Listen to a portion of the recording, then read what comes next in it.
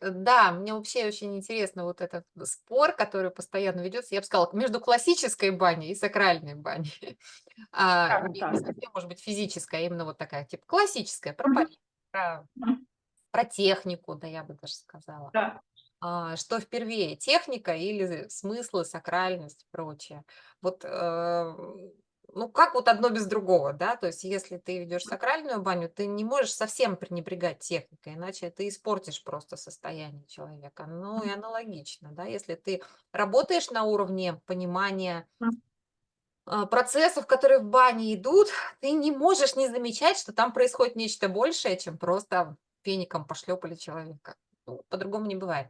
А вот есть такой вход, еще вопрос. Есть ли у тебя, Тань, своя собственная баня? Я имею в виду личная, деревянная, не Как деревянная. физическое строение? Нет, документально, юридически своей бани у меня нет, но я человек, очень оседлый в банном понимании. За 10 лет у меня сейчас четвертая баня, в которой я работаю, то есть я в них вживаюсь. Ну, не то чтобы я не могу гастролировать, да, ну, на данном этапе мне это пока не очень близко, потому что мне нужно быть с баней на «ты». Мне нужно чувствовать, ну, с ней родство. И как-то так мне очень сильно везет, что я просто прихожу в какую-то баню, там оседаю. Вот. Была даже баня, в которой я много лет работала, потом я на годик-другой уехала в другое место, а потом я приехала и просто прям сняла прямо в ней жилье себе прямо. Это был такой, ну, большой комплекс, в котором были жилье, и жилья разные бани. Вот. И мне важно а, такой плотный дружеский контакт с хозяевами. Мне важно иметь возможность что-то для этой бани делать, ну, что-то туда покупать, как-то ее оснащать, там, мыть, чистить, ремонтировать, еще что-то. Вот, такое, ну, прям физическое взаимодействие может быть больше, чем просто у арендатора. У меня есть такая потребность. У меня, как правило, всегда вот в бане, сколько я работала, всегда мне дается бесплатное время типа часа, потому что после я сама имею потребность сама убираться там. Вот, и вот этот вот час, он для меня и переход такой вот из состояния рабочего в состояние уже мирского, и вот завершение процессов прям через мытье, через уборку. Ну, в общем, в бане, где тебе стучат, у вас осталось 15 минут, я, ну, не то чтобы не могу, я хочу сказать так, наверно, я могу себе позволить по-другому. Могу себе позволить по-другому.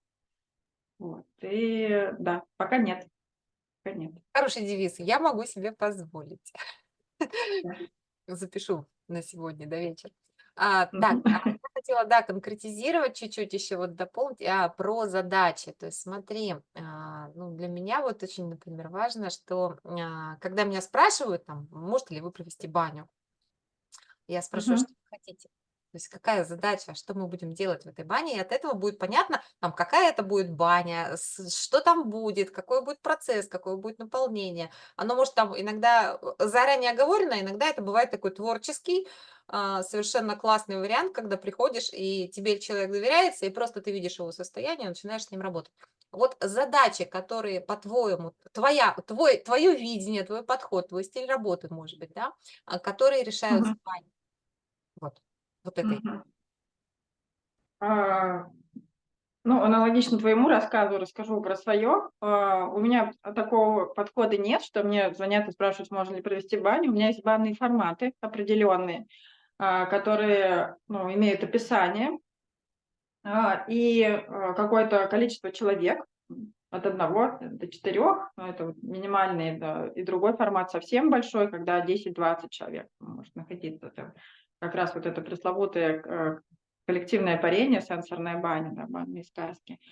И, чего точно нету, в моих банях, ну, на данный момент этого тоже точно не будет, не знаю, как будет когда-нибудь, и не было все 10 лет, у меня нет подробного меню. Вот как, по маркетингу положено писать, что человек получит за это время, за эти деньги. Раз, 2, 3, 4 по пунктам. А, за мои 10 лет было там, не знаю, на одной руке человек сосчитать, которые ну, предлагали мне, почетче писать меню. Я думала об этом и поняла, что зачем себя ограничивать? То есть для меня это описание равносильно тому, что я человеку могу дать меньше, если буду ограничиваться этим списком. Почему? Потому что я пришла к людям или к человеку, у меня есть описание общее того, что в принципе в этой бане там делается, да, то есть это баня спа, ну, спа-пар, то есть, ну, это не очень правильное определение, то есть спа, оно, банное спа, оно предполагает и парение веников тоже как одну из термальных процедур. Но я как бы немножко, так как по-другому люди спа воспринимают, у меня есть программа спа-пар, где я показываю, как использовать банные вкусности, не как использовать, а в смысле я погружаю людей в путешествие через банные вкусности и показываю, что баня может быть совершенно без парения, особенно для тех, кто очень боятся. Ну, есть такие очень боятся. Кстати, это мои самые потом заядлые гости случаются. Те, которые очень не любят баню, пришли просто потому, что подружка позвала. Вот. И если я вот нахожусь всегда в одной бане, не гастролер, да, у меня там есть свои полки, у меня там есть закуток, где у меня много чего хранится, я все равно с собой везу еще чемодан чего-нибудь, вот. И я смотрю на этих людей, на этих гостей, я с ними соприкасаюсь, и я понимаю, что мне хочется. Либо я сегодня всем там делаю одно и то же, либо мне хочется там этому сделать это, этому сделать это, ну, по какой-то там договоренности, еще что-то. То есть, если бы у меня было меню, я была сильно ограничена. У меня был бы какой-то регламент. Регламент это неплохо и нехорошо. Я не говорю, что кто так делает, это плохо. Но лично меня, я очень творческий человек, меня это очень сильно ограничивает. Очень сильно ограничивает в возможности вариантов, в сценарии, в самовыражении, в поиске того, что интересно. Понятно, что гостям все обычно интересно, что кажется мне, да, или моим чувствованием ощущается, что лучше вот здесь и сейчас. Потом, когда идет процесс, человек может, ну, есть ненное количество блоков, из которых составлен каждый формат. И, например, процесс пошел так, что в один блок человек как погрузился туда, и чего, зачем мне его выдергивать, только руководствуясь тем, что у меня еще пункт 3, 4 и 5. Если я его сейчас отсюда не вытащу, я не успею по регламенту. К черту регламент, прости господи. Если он туда ныряет, он как бы в этой части моего сценария нашел ключ, вход туда, куда ему надо, только как вот как французские акушерки. Родилась голова, руки за спину, отойди на 2 шага назад. Вот. Пусть человек там берет, если вот он шел и нашел через какие-то из моих ключиков, что-то там нашел. Вот, поэтому лично для меня регламент не помощник. Вот. Очень искренне завидую тем людям, которые структурные и могут вот по полочкам. Вот. Но ну, у каждого свои люди, у каждого свои гости, и моим гостям всегда это все заходит. Вот. Так у меня программами, регламентом. Ага. И тогда еще важный вопрос про инструмент, Мгм. потому что на самом деле вот это самое, ну, я не знаю, с моей точки зрения, такая прямо фишечка. Вот ты правильно говоришь, что все инструменты, да, для тебя. Я вижу, как ты это делаешь, видела, Мгм. целых не один раз даже видела, как ты это делаешь. Вот из любого предмета, из любого явления, по сути дела, ты делаешь инструмент, при помощи которого ты можешь с человеком поработать. Вот давай тогда про инструменты. Вот. Если Отличный огонь получится вопрос. Я коротко, я чуть-чуть не его знаю, как разверну. это получится у тебя. Скорее всего, коротко. Я щас чуть-чуть его разверну. Я сейчас вам расскажу, откуда вообще родилась сенсорная баня. Вот. Она же как бы очень долго рождалась. То есть у меня как бы, как случается обычно, процесс родов чего-нибудь происходит, а мне так хорошо, что я особенно не замечаю. И вот когда уже тут родилась голова, я: что-то рождается такое. Оно рождалось очень много лет. Господи, наверное, сенсорная баня рождалась, наверное, лет 7. Ну, независимо, не понимая, я еще беременела, не знаю, там что-то такое. Как это получилось? Я однажды была на фестивале Йогарт. И на фестивале "Йогарт", тогда в моей бане были только женщины. Только с женщинами я соприкасалась. Очень простое было объяснение. Я считала, что я замужняя женщина, и я как бы не имею права взаимодействовать с другими мужчинами. То есть путь от того, как я пришла к заботе о мужчинах, не очень давно пришла к заботе о мужчинах, тоже был отдельно интересный. Если будет минутка, расскажу. Так вот, на том фестивале баня была только смешанная, женско-мужская, и все там голенькие ходили, и это было трудно воспринимать. Ну, тогда, ну, как бы сейчас я тоже не все женско-мужские бани могу воспринимать. Вот, мне не надо было такое. Мне нужно было время, чтобы привести туда женщин. Очень сложно на этом фестивале об этом договориться, потому что вот это все естество, оно как бы, ну, верхом идеи было. Но мы договорились, что нам дадут 2 часа этого банного времени. И мы пришли к назначенному времени, и пришли со мной те женщины, которые не очень были готовы видеть голых мужчин, там, ну и вот эту вот совместную баню, еще что-то. Ну, все люди разные, на всех этапах мы разные. Опять, без осуждения к этому. Мы пришли, а там еще процесс происходит. То есть кто-то подзабыл, что нам нужна баня. И женщины начали смущаться, потому что там вокруг ходят голые мужчины. И я думаю: "Господи, господи, что-то придумать надо, что-то придумать". Вот. И я вдруг переключилась, опять мое внимание перенастроилось. Я увидела, это был Финский залив. Я увидела, что, прошлый день залив штормил и выкинул много водорослей, таких мягоньких, на берег. Я говорю: "Женщины прекрасные, а мы сейчас с вами будем такое, у нас как бы начинается наша банная программа, и мы будем сейчас делать такое волшебное дело. Каждая для себя будет с намерением собирать мочалку, подаренную самим морем". И мы собирали эти мочалки, собирали эти штуки. По ходу я там лепила, по ходу придумывала, как вот их пасмочками вытянуть, как, вспоминая, как с шерстью работать, как мы их закручивали на ручку, как мы навивали каждый круг, как на этот каждый круг мы что-то там туда, какое-то намерение закладывали, завязывали вот этот узелок из этого вот из этой водоросли. По ходу взаимодействия с водорослью я поняла, что там много мелких-мелких песчинок, видимо, откуда-то из глубины там вынесла прям мелкий песочек. Это будет классный скраб. И все я там рассказала про скраб, все, что могла, рассказала. И потом, в общем, каждый раз, когда я попадала на фестивальную баню, не эту, уже другую, там, где природа, я постоянный спикер этого фестиваля, вот, и, когда к тебе приходят уже как бы не 5 человек, а 20, и тебе надо чем-то их занять, а у тебя там 2 веника только с собой, или дай бог, если ты там что-то нарвал, там не очень, веничковые леса. Вот, и открывается там второе дыхание, третье зрение там или еще что-то, и ты бежишь в этот лес, и ты понимаешь, что просто вообще все, что здесь есть, все, обо что ты споткнулась, увидела, все подходит для работы в бане. Вот так. Еще меня к этому пригласила как-то, развернулась когда-то идея, когда мне рассказывали про пермакультурщиков, людей, которые как-то там особенно сажают все. В общем, я была в гостях, мне как наглядный там образ был бы пермакультурщика, и мне удивило вот это вот, когда он сказал, что и у меня участок на границе с лесом, и я лес приглашаю к себе. Мне просто вот эта сама фраза, она, я не знала, для чего она мне, но она мне так внутрь засела.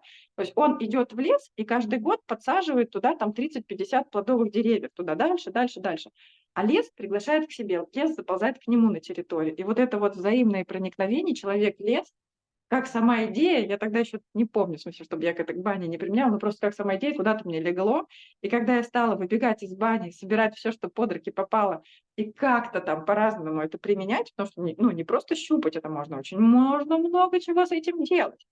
Вот, я тогда вспомнила, что типа я приглашаю лес к себе. То есть я вот каждый раз типа приглашаю этот лес в баню. Вот, и это может быть на самом деле не только лес. Потом как бы фантазия моя разгулялась очень сильно, и я очень много чего приглашаю в баню. Ну и так вот родился, когда, ты что-то делаешь, а потом это упаковываешь. Потом это, упаковываешь, в смысле осознаешь, потом это вмещаешь в свой мозг как упаковку, и это осознаешь. Я была абсолютно таким же модельером. Я сначала что-то делала, а потом придумывала, потом не придумывала. Сейчас я понимаю, что не придумала, а потом я в это всматривалась и понимала концепцию этого всего, потому что я концептуалист еще с тех времен. Вот, и здесь совершенно то же самое проходит. Я практик, я много-много-много чё-то делаю, что-то новое совершается, а потом кто-то мудрый приходит и меня спрашивает: "А чё это?"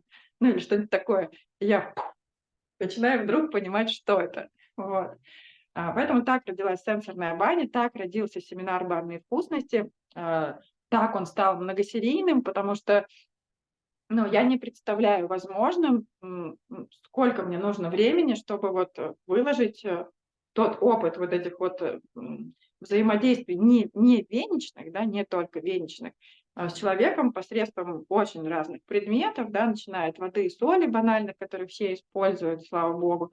Вот, с того, как с каждым из этих всем известных предметов можно уйти на очень глубокую глубину, разложить эти процессы на очень тонкие детали, чтобы понять, почему вот этой там, простой солью получается так, ну, так нырнуть глубоко, почему водой можно так нырнуть глубоко, да, а как еще водой можно? Что у воды есть и температура, и структура, и 3 формы существования, ну, физические просто параметры, и то, и все это можно пригласить, и можно вообще всю баню выстроить только на воде на одной, вообще больше ничего не коснувшись, ну, только человека и воды. Вот, как это сильно, господи, как наркотики, я хотела сказать, как это сильно расширяет сознание, но это правда расширяет сознание. Не только того, кто лежит, но и того, кто делает. Вот, да, кстати, про, того, кто делает. Это как бы одна из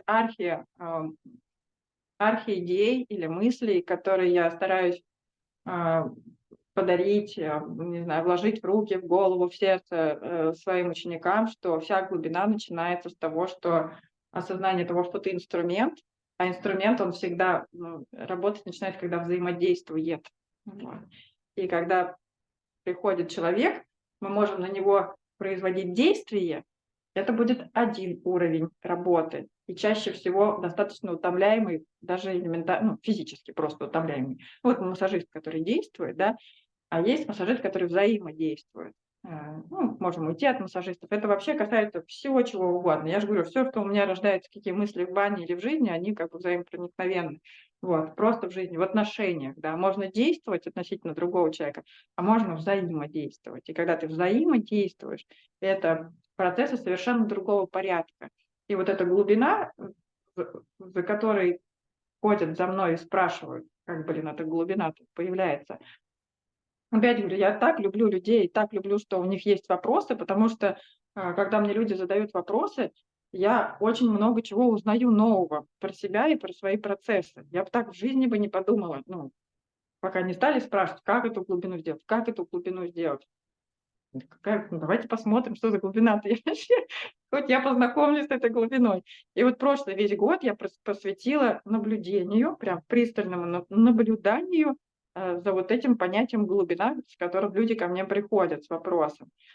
И вот я увидела, что глубина на данный момент, пока такого придерживаюсь вывода из своих наблюдений, что глубина, она рождается из осознания себя инструментом, из осознания некой философии, парадигмы, философии, в которой ты находишься. Когда вот говорят, что вот это как бы, не знаю, ширпотребный инструмент, да, ну, даже как бы взял и положил.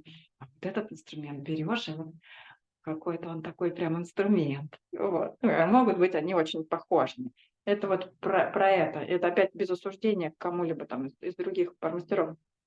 Вот, что это опять-таки процесс. Я в 10 лет назад была совсем другой человек. Процесс наполнения инструмента происходил 10 лет. У кого-то он короче, я человек медленный. Вот, и вот это внутреннее содержание, философия понимания твоих действий, вообще мироздания, человека другого, взаимодействия. Вот. И понимание, то, что не только понимание, а именно настройки взаимодействия с человеком, который у тебя в бане, всегда с человеком у меня, потому что, слава богу, я доросла до того момента, когда у меня люди перестали быть.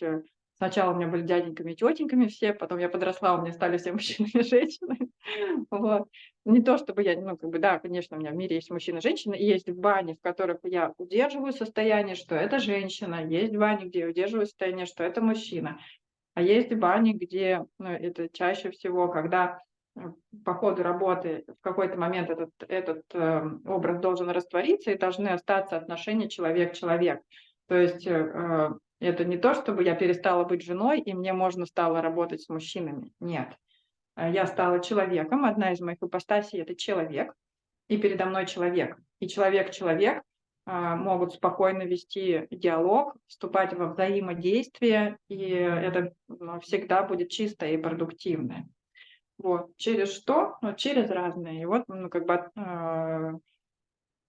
интерес моих наблюдений усиленных последние лет 5 — это именно сенсорное взаимодействие.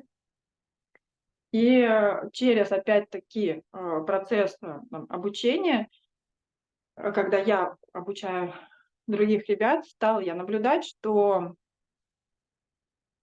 не всем и когда я учиться хожу, я тоже это наблюдаю, что далеко не все люди после обучения, выходя с пригорящими глазами, потом продолжают что-то делать, потом берутся за веник. Очень часто, я слышу такое, что я попробовала, но я правда вот как бы больше одного или двух человек там не выдерживаю, да. Или мне там даже мужа там тяжело попарить, или я так, ну, в моей жизни как, не как практика домашнего, да, не так часто возникает в бане, и у меня не натренировывается вот эта вот теплоемкость, и мне все равно как бы очень приятно заботиться о муже, но мне потом тяжело. Вот. Ну и всякое такое, что, люди как бы осознают, что физически это процесс непростой. Физически, правда, нужно тренировать выносливость. Баня — это про выносливость. Физически нужно, наращивать теплоемкость, да, выносливость к разным температурам. Даже работая в низкотемпературной бане, и я, может быть, сказала бы, особенно работая в низкотемпературной бане, потому что в низкотемпературная баня, она подразумевает под собой удлинение процесса. То есть мы там можем долго в этом процессе находиться. И, не все, что гостю хорошо, хорошо нам. А мы, с другой стороны, баррикад, мы все равно там по-другому короче, физиологически баня не полезна тем, кто там работает. Это, ну, очень нужно хорошо следить за своим здоровьем. Вот. И, понимая все это, мне было грустно наблюдать, что энное количество моих учеников, которые я вижу, что они талантливы в этом. У них было бы очень, хорошее, ну, вот как бы развитие дальнейшее, но не идет, потому что вот именно физический вот этот аспект. Тут у меня и как бы очередность преподавания у меня всегда была: сначала азы банного искусства, а потом банные вкусности. И тут меня осенило, что не нужна эта очередность, что можно людей пригласить в банный мир через, банные вкусности, потому что, много чего можно делать в условиях остывшей парной, много чего можно делать в условиях вне парной, давая человеку возможность самому сильно согреться. Много чего можно делать, не нагружая себя совершенно, а, длительно тепловыми нагрузками. Много чего можно делать, давая себе маленькие взаимодействия с теплом, и постепенно при этом, постепенно, не перегружая себя, вот эту выносливость прокачивать. Вот. Много чего можно делать, когда твоя семья и окружение там не очень любит баню. У меня иногда бывают такие запросы: можно я приду к вам с мужем, он баню терпеть не может, сделайте, пожалуйста, так, чтобы ему понравилось, но так понравилось, чтобы он баню построил. Это вот, короче, запросы прошлого моего года, просто такие вот, я думаю, вот это да, какой-то новый уровень.